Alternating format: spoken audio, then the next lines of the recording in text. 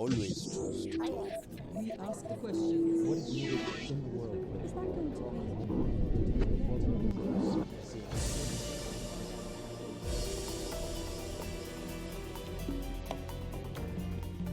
Sometimes, when you least expect it, you stumble upon something really special.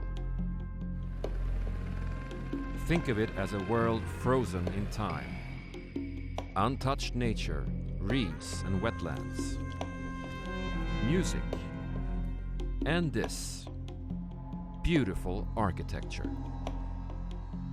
A place shielded from urban development for more than 50 years.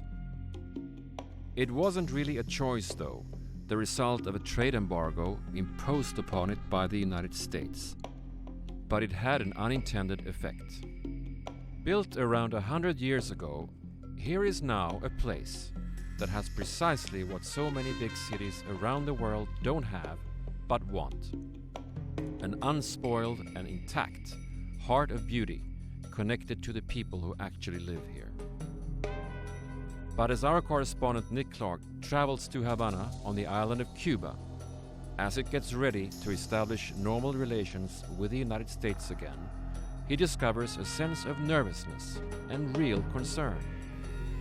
I heard opinions saying, let's turn down this and let's start again. And then what? We have another city? Miguel is an architect in Havana who loves this place for all its flaws. And he is now consumed with this basic question. Will his Havana survive? Can it handle the potential onslaught of tourists and investments lining up?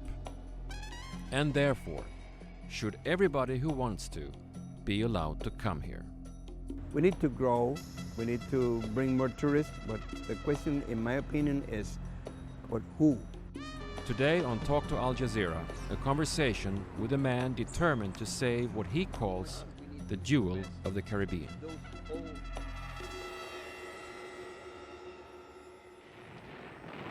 Any day now, this chapter in the history of Cuban-American relations will close. After a careful diplomatic pirouette involving the release of spies and intelligence, people gathered around the TV sets in downtown Havana in December for the announcement. Today, the United States of America is changing its relationship with the people of Cuba. In the most significant changes in our policy in more than 50 years, we will end an outdated approach that for decades has failed to advance our interests, and instead, we will begin to normalize relations between our two countries.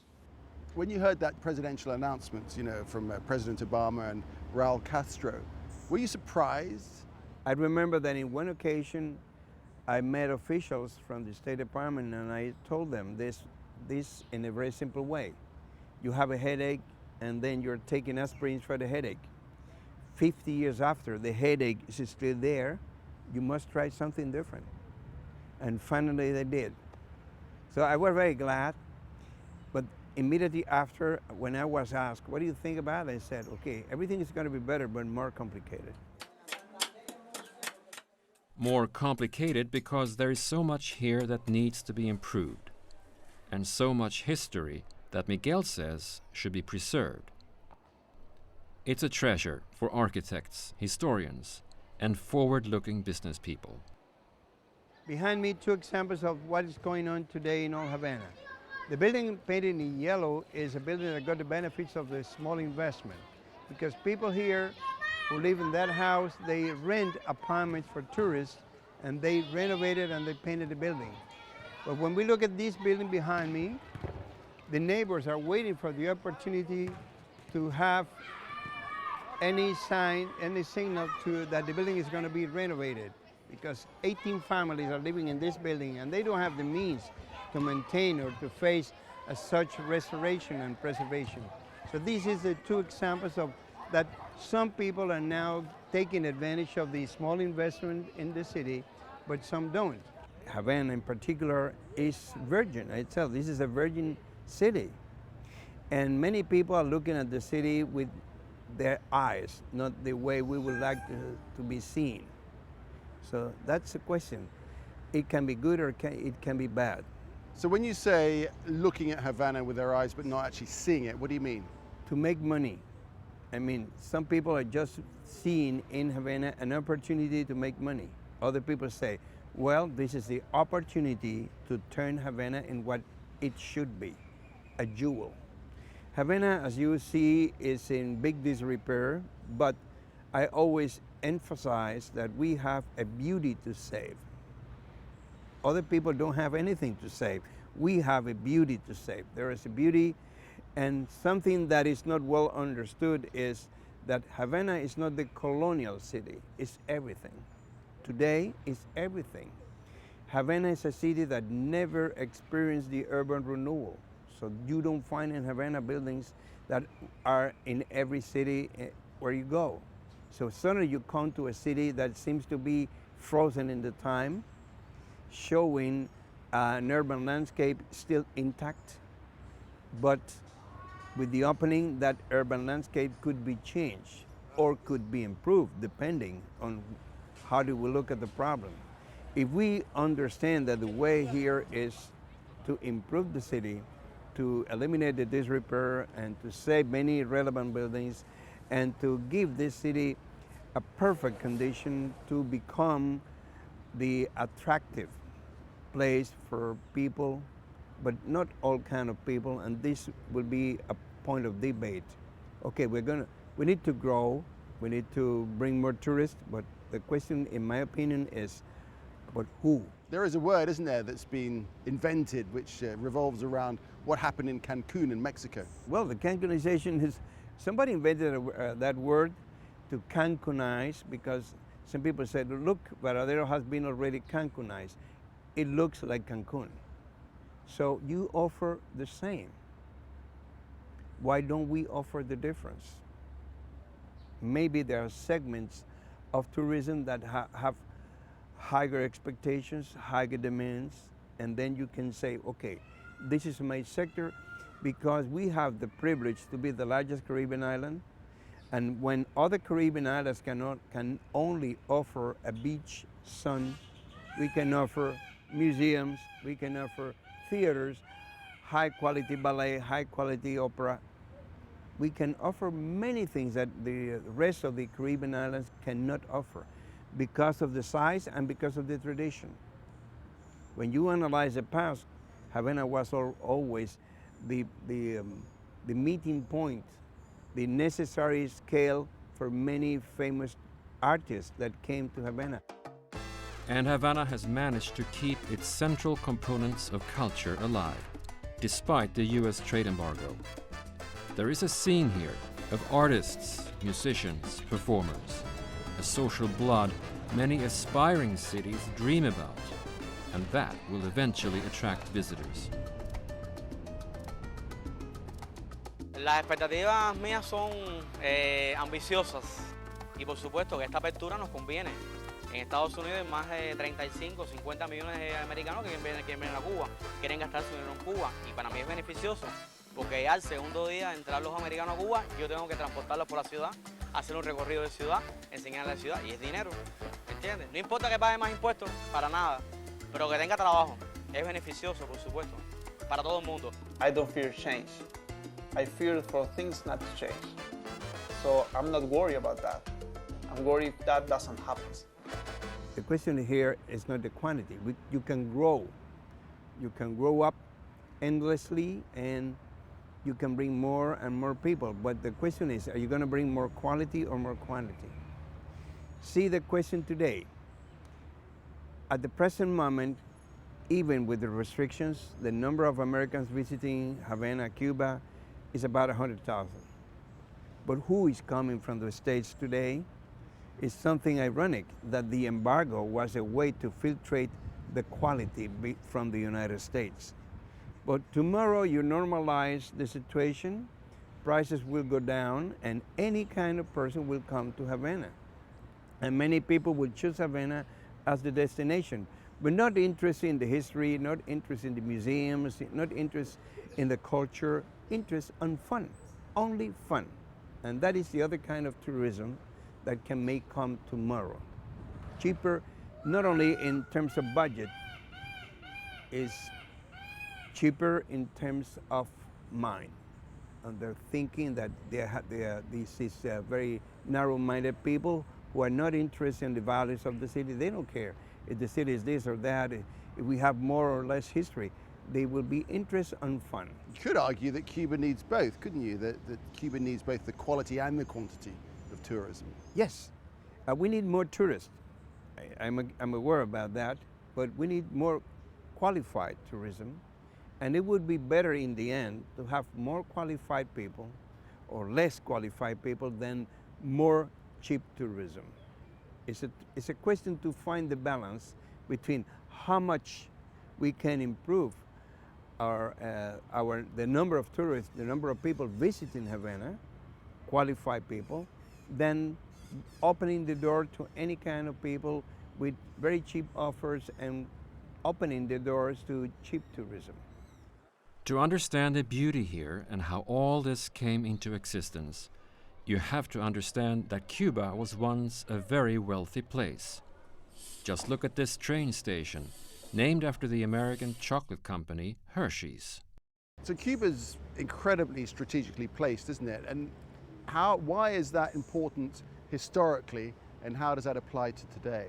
This was one of the first cities in the world to have a railroad, and Cuba had a railroad 11 years earlier than Spain.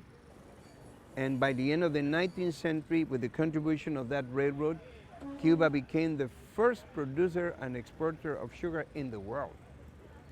It's very important to understand that by the end of the 19th century, every third ton of sugar in the world was produced here.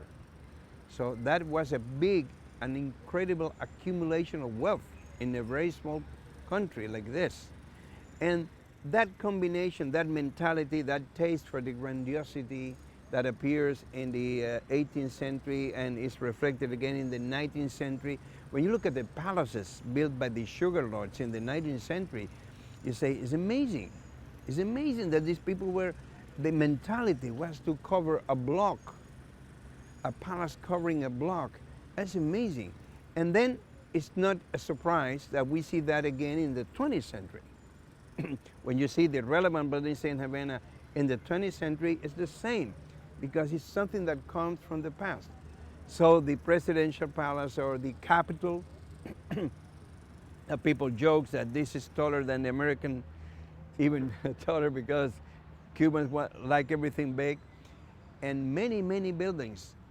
When you move to the west and you see the area of called Vedado, and you see the high-rise buildings, and you see there the incredible collection of modern architecture, you see this is everywhere, every year. So this is important, and something that people must understand. 80% of Havana was built in the first half of the 20th century, in less than 60 years. So this city was built very fast, but very well. And this means that there was people qualified knowing how to do it very fast and very well. So all that is a combination of factors that should be improved from now on. Improved, not deteriorated or traded by cheap architecture like we see in those touristic resorts where the investors are just interested on bringing people, on making money, not on improving or adding value. So when you see the latest hotels done are the same hotel you can find anywhere with bad architecture, because architecture is not the main interest. The beauty is not the main interest. It's just to put it operational, to fill it with people and to start making money. It's a business. But we can make, in the past, we made business with culture. And we made very good things that today are still valid. Hotel Nacional is an example of good architecture and a hotel that is productive, and so on. What is it about those peacocks? Where do they come from? Well, the peacocks were added to the garden because, well, they are very beautiful, and many people love to take pictures of them and with them. And you know, for us, the peacock has a meaning. It's a very beautiful animal, but when they open the back, you see, and that is why when somebody in Cuba doesn't speak very well, they say he's a peacock, because they make noise instead of music. So you should expect that that beautiful animal should produce music. But see, nature is wise. And said, you're going to be beautiful up to this, okay? Not beyond that point. When we come to this place, we have a good example of what could be good and bad. And this is the example. When you look at this building, you see this is a hotel from the 1920s. When we look at the left, we see a house from the 1600s. Turning more to the left, we have the palace of the former Spanish governor that dates from the end of the 18th century. And moving more to the left, we see a building that is not supposed to be here. And this is a question. This building was done here and it was promoted as the most progressive office building in Havana with the heliport at the top and blah, blah, blah. But the question is that this building was done turning down the first university in Havana, the Convent of San Juan de Letrán, from 1729. And it doesn't make any sense to turn down a good building with historical values and more good functions to replace it for an office building with dubious values. So this is a question that what matters is not the old and the new, it's the good and the bad. And we have a clear example of good architecture and bad architecture sharing the same space. Some buildings work, some buildings don't. So what's your gut feeling here? What's your sense? Are you optimistic about the future?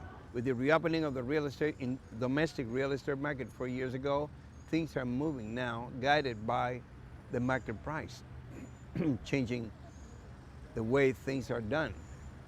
So the future must be seen with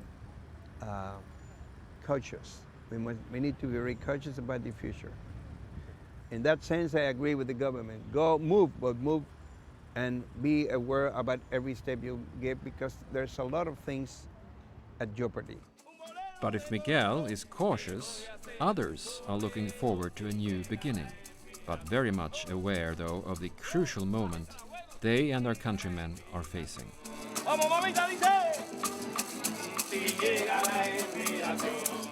Nosotros pensamos, en este caso los músicos que andamos como nosotros de un lado para otro, que mientras más público haya, principalmente público extranjero, pues para nosotros es mejor.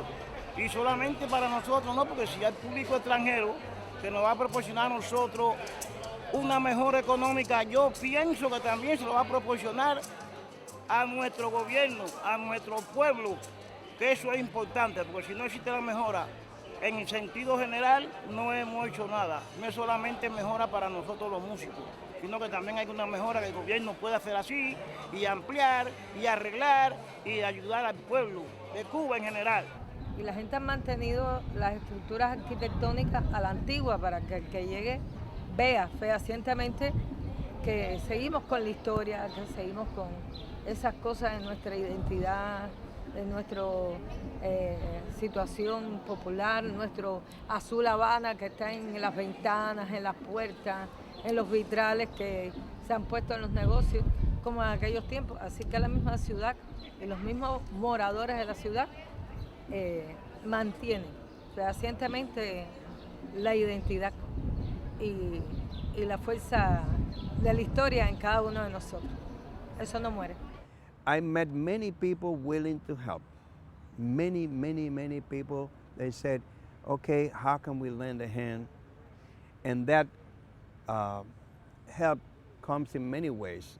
People who say, how can we help to prevent a disaster here, a Havana being turned into a Shanghai? Or how can we help you to preserve the beautiful city? So there are many ways. And I'm very glad because people of goodwill, finally, they have a space to meet, to talk, to exchange ideas for the good. One example are musical exchanges, like this one, where an American conductor has come here to work with Cuban musicians. I want you to get more what I call core to the sound.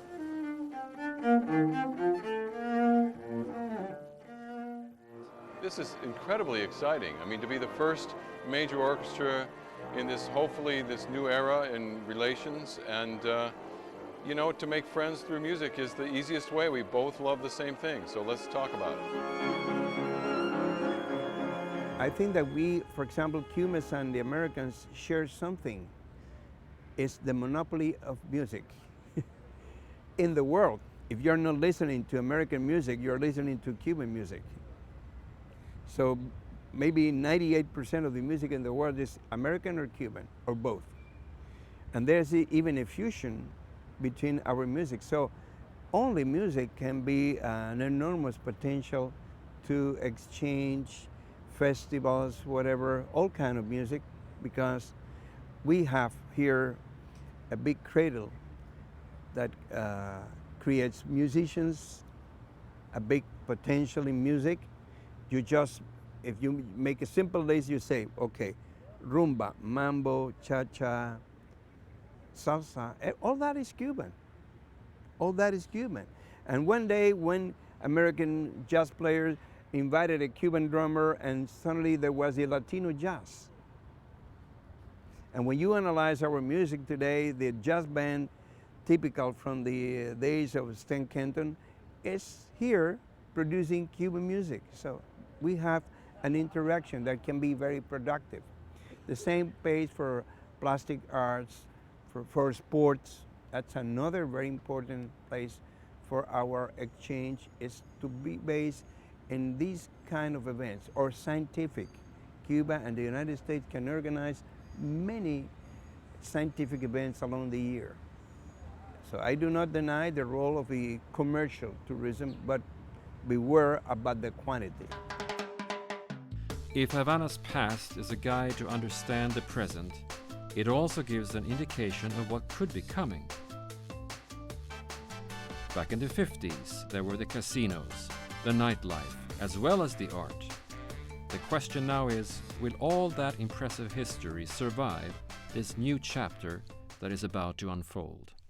When you talk to people, the majority of the people you talk about, and you ask them, why are you visiting Havana? The common answer is, I want to see it now.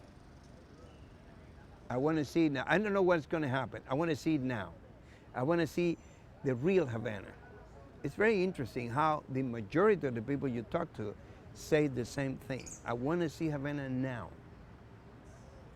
So they share the fear that Havana could be gone and all this magic could be gone.